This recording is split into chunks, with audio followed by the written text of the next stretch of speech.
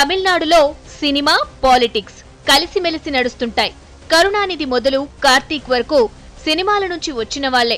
MG Ramachandran, Jayalalitha cine glamour తోనే ముఖ్యమంత్రులయ్యారు. తెలుగు యాక్టర్లు పాలిటిక్స్ లోకి రావడానికి ఇన్స్పిరేషన్ తమిళ యాక్టర్లే. మరి రజనీకాంత్ సంగతేంటి?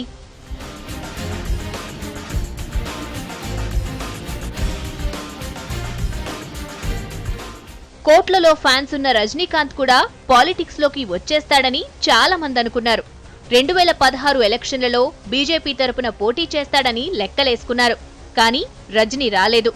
భవిష్యత్తులోనైనా వస్తాడో రాడో తెలీదు. అందుకే అతని పొలిటికల్ ఎంట్రీ గురించి చాలా కామెంట్లొస్తుంటాయి. రజనీకాంత్ లాగా భయపడిపోయి పాలిటిక్స్ కు దూరంగా పారిపోను అని డిఎండికే చీఫ్, ఒకనాటి హీరో విజయకాంత్ చేసిన లేటెస్ట్ కామెంట్స్ తో రజనీ అండ్ రాజకీయాలు అనే టాపిక్ మళ్లీ చర్చలోకొచ్చింది.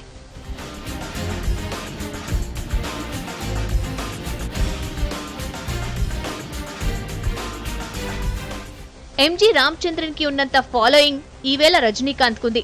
దాదాపు 80,000 అభిమాన సంఘాలున్నాయి రజనీకి. ఒక్కో సంఘంలో 25 మెంబర్లకు తక్కువ లేరు. ఆ లెక్కన 20 లక్షల మంది ఫ్యాన్స్ ఉన్నట్టు లెక్క.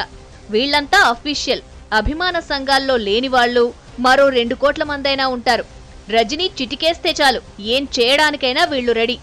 రజనీ పాలిటిక్స్ లోకి రావాలే కాని రెడీమేడ్ గా పెద్ద ఓట్ బ్యాంక్ ఉన్నట్టు లెక్క.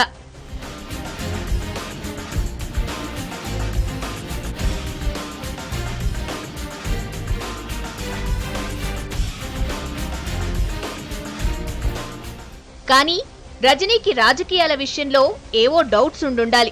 లేకపోతే సరిగ్గా గైడ్ చేసేవాళ్లు లేకపోయుండాలి. ఇవేవీ కాకపోతే ఇది సరైన టైం కాదని అనుకొనుండాలి. ఇంతకు మించి కారణాలు కనిపించవు. రజనీ పార్టీ పెట్టినా, ఏ పార్టీలోనైనా చేరినా కూడా సక్సెస్ గ్యారెంటీ అని పొలిటికల్ ఎనలిస్టులు అంటారు. మరెందుకనో వెనుకంజ వేస్తున్నాడు.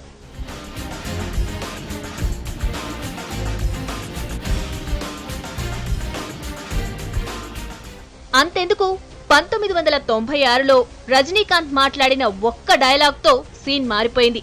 ఆ ఎలక్షన్లకు ప్రచారం జరుగుతున్నప్పుడు మళ్లీ జయలలిత అధికారంలోకొస్తే భగవంతుడు కూడా తమిళనాడును కాపాడలేడు అన్నాడు రజనీ.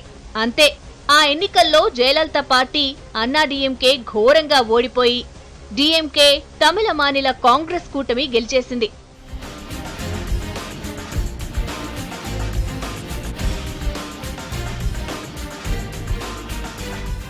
ఎంతో మంది ఎన్ని రకాలుగానో అడిగినా కూడా 2014 వరకు కూడా రజనీకాంత్ పాలిటిక్స్ గురించి తన మనసులో మాటేంటో బయటికి చెప్పలేదు. కొన్ని సినిమాల్లో డైలాగులను బట్టి రజనీ రాజకీయాల్లోకొచ్చేస్తున్నాడని ఫ్యాన్స్ అనుకునేవారు. కానీ రజనీ ఒక చిరునవ్వుతో ఆ ప్రచారాన్ని కొట్టిపడేసేవాడు. 2014లో లింగా సినిమా ఆడియో రిలీజ్ ఫంక్షన్ లో మాత్రం పాలిటిక్స్ గురించి క్లారిటీ ఇచ్చాడు. రాజకీయాల్లోకి రావడానికి నాకు భయమేమీ లేదు. పరిస్థితులు అనుకూలిస్తే పాలిటిక్స్ లోకొస్తాను. అయితే రాజకీయాల లోతు తెలిసిన వాణ్ణి కనుక అనేక మంది భుజాల మీద భారం మోపాల్సొస్తుంది కనుక ఆలోచిస్తున్నాను, అంతే.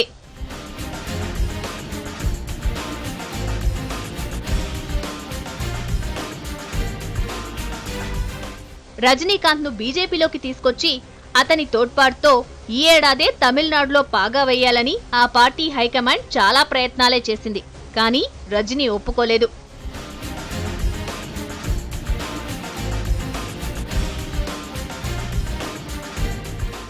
జనానికి సేవ చేయాలంటే పాలిటిక్స్ ఒకటే దారి కాదు. జనానికి మంచి చేస్తా, మంచి మెసేజ్ ఇచ్చే సినిమాలు చేస్తా అంటాడు రజనీ. కానీ ఫ్యాన్స్ రజనీ నుంచి వేరే ఆశిస్తున్నారు. రాజకీయాల్లోకి రమ్మంటున్నారు. వచ్చే నెలలోనే ఎలక్షన్లు కనుక ఇప్పటికిప్పుడు వచ్చే ఛాన్సే లేదు. మరో 5 ఏళ్లు ఆగాల్సిందే. అప్పుడైనా వస్తాడో లేదో.